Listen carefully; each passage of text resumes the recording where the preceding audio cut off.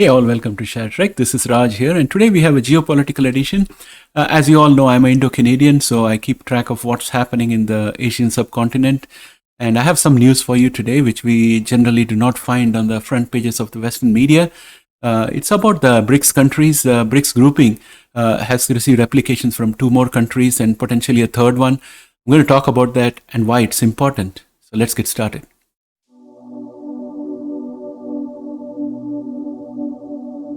So for the uninitiated, BRICS stands for Brazil, Russia, India, China, and South Africa. It's a grouping of nations who decided to come together for mutual advantage. And Goldman Sachs economist Jim O'Neill is the one who coined the term BRIC in 2001. There is no specific order in which the name of the countries are placed in the acronym. It sounded like a brick, so that's the acronym we have. And South Africa was added to the list in 2010, and now the grouping is called as BRICS. And I think if you were to look at the population and the GDP, just China and India together would account for almost 2/5 of the world population as of last count.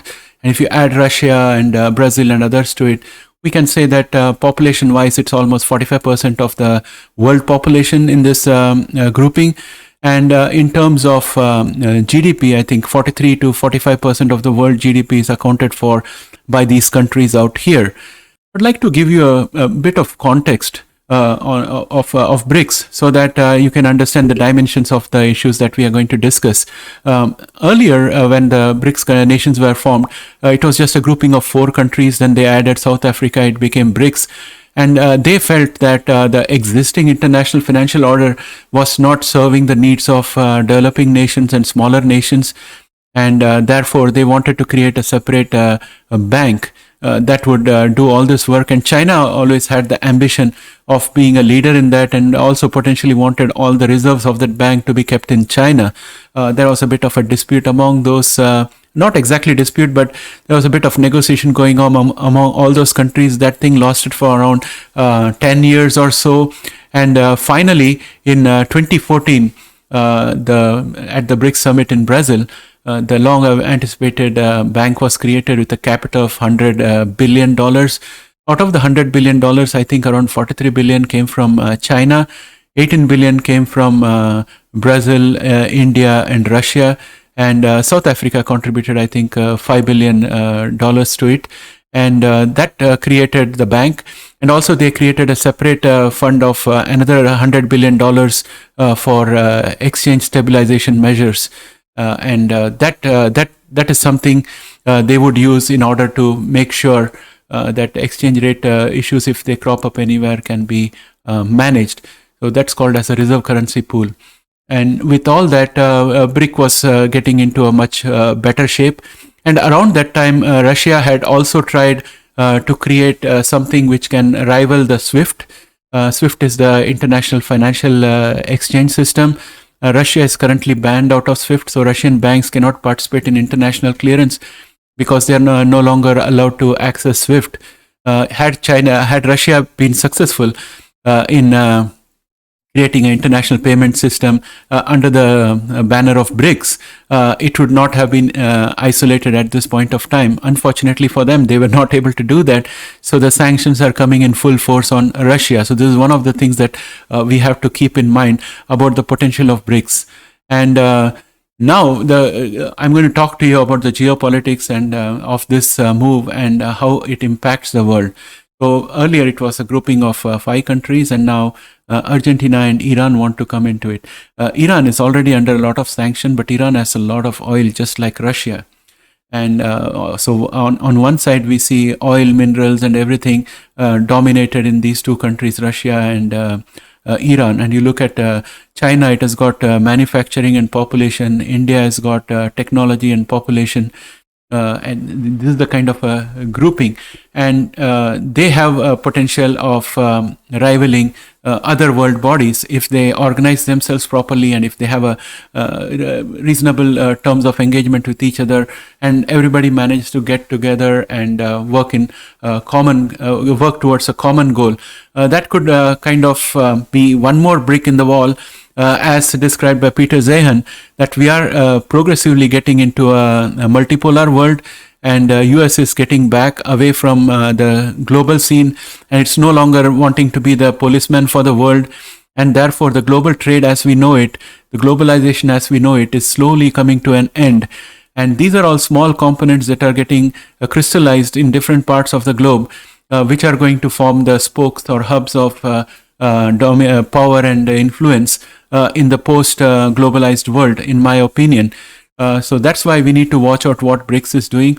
I have some press releases that I want to show you, because I couldn't find any of these in our CNN or CNBC or anywhere like that. So let me take you to the first press release. So here is the press release. This is coming to you from Business Standard, and it says Iran, Argentina applied to join BRICS bloc after recent summit. And it also says Saudi Arabia too expressed interest to joining, according to reports. That's a long article, but the substance is covered just in the headline and the subtext below it. So I won't go much into detail out there. This came out on 29th of June, that is today. So the sun rises earlier in India. This is Press Trust of India. So this news, I think, is around 8 hours old for us. And I want to contrast this with another news that I have here. It says attendance of Japan, South Korea at NATO summit may stoke China's worst fears. And it says for the first time, the leaders of Japan, South Korea, Australia, and New Zealand will attend a 30-member NATO summit. Why is this important? You'll see the notable absence of India from this equation. India has not been invited. So of late, when Russia invaded Ukraine, there was a lot of pressure on India to take the side of the rest of the world against Russia. But India decided that it would just call up Putin multiple times and request him to cease hostilities, and also call up Ukraine and recommend that you cease hostilities. That's what India had done, because under the new government in India, it's India first policy, and India has been a non-aligned nation right from the beginning. And India's history with US and Russia is a very troubled one, because though India is a large multicultural democracy with many religions, many cultures, India has not had the support from the United States. Whenever it needed help during the 3 wars that it had fought, it did not get help. But Russia had been there all along right from independence, because when India got independence, it became a democratic socialist republic, and they adopted the Soviet plan of having a 5-year plan and that kind of approach with centrally controlled economy. So there was a lot of intellectual affinity for early post-independence India with Russia. And that continued in terms of defense collaboration and technology collaboration over the years. And therefore, it was very difficult for India to ditch all of that and abandon Russia when Russia invaded Ukraine. So those compulsions were there, and the United States rightly understood. And Secretary Blinken, when he was asked about India's stance, he did mention that India has got a different history with Russia and with US, and we can understand their position. So that being said, subsequently what happened was there was a lot of pressure on India not to buy oil from Russia. But the External Affairs Minister rightly pointed out the oil that we buy in a year may probably be a fraction of what Europe buys in a month, or something to that effect, highlighting to the press that Germany buys more oil than India does in a year from Russia, or something to that effect. So basically, all said and done, that thing you have to keep at the back of your mind. Another development is that in order to counter China, US formed the Quad, and India, Australia, and Japan are members of the Quad. And the fact that in the NATO meeting has not invited India but has invited Japan and Australia is definitely going to be a subtle message to India to play ball.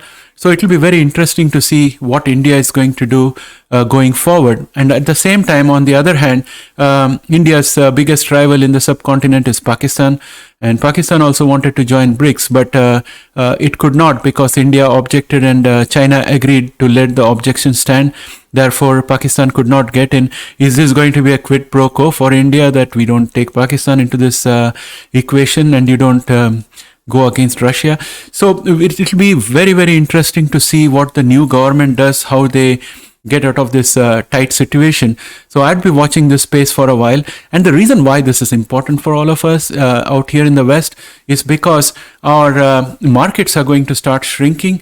And also the labor in North America is going to become even more valuable because when we have a lot of trade restrictions with China, it's going to be difficult to outsource manufacturing. And if United States was to go against India and extend the sanctions to India also, then it stands to reason that the United States government may not want American companies to participate in Indian activities in India and invest out there. So all these things are going to become a big constraint for industry in terms of getting outsourcing done, whether it is for technology, whether it's for manufacturing or for software. So those are all the hidden pressures that are being felt at this point of time. But you know that industry lobbies a lot in the US government. So the software industry has got a heavy lobby, and so does the automobile and other industry, which are heavily invested in China. So the lobbying is definitely going to temper the natural instinct of the US government, but we have to watch this space going forward because if you're invested in a company like Tesla, they have got manufacturing plants in China. If you're invested in a company like Apple, they have got manufacturing plants in China. And if you're invested in any American company, most of them have got software outsourcing to India. And many big American companies like Oracle, Microsoft, etc., and Google, they all have R&D centers in India. So the world is very, very interlinked. When US was doing the role of a global policeman, they successfully integrated the world, and the businesses also found it very, very profitable. Many people made money. A new middle class was created all over the globe, in India and in China and everywhere. Everybody shared in the prosperity. But now with the withdrawing of the US from the global stage, which started, in my opinion, it all started with the election of Trump and how he withdrew hastily from Syria, ceding ground to Russia and Turkey, and thereby abandoning the Kurds who fought along with America and helped them to maintain territory in the disputed part of Syria. So that was the first stroke, and then getting out of the Paris Accord was the second stroke, and the third one was getting out of the nuclear deal and not respecting an international obligation from the previous administration. So all those things have kind of made the rest of the world not trust US when it says that it's going to make a promise, because after the current government is gone, if the next government comes in, it can just back out of the promise without hesitation. That's the message the Trump administration said, and it has destroyed a decade's worth of soft power that was generated and the goodwill that was generated by the United States across the globe. And as Peter Zehan rightly pointed out, the American people have been progressively recruiting more and more isolationist presidents, and as such they are winding back their influence from the globe. And when that happens, there is going to be other power centers that will be developing, and I think that BRICS is one of those power centers.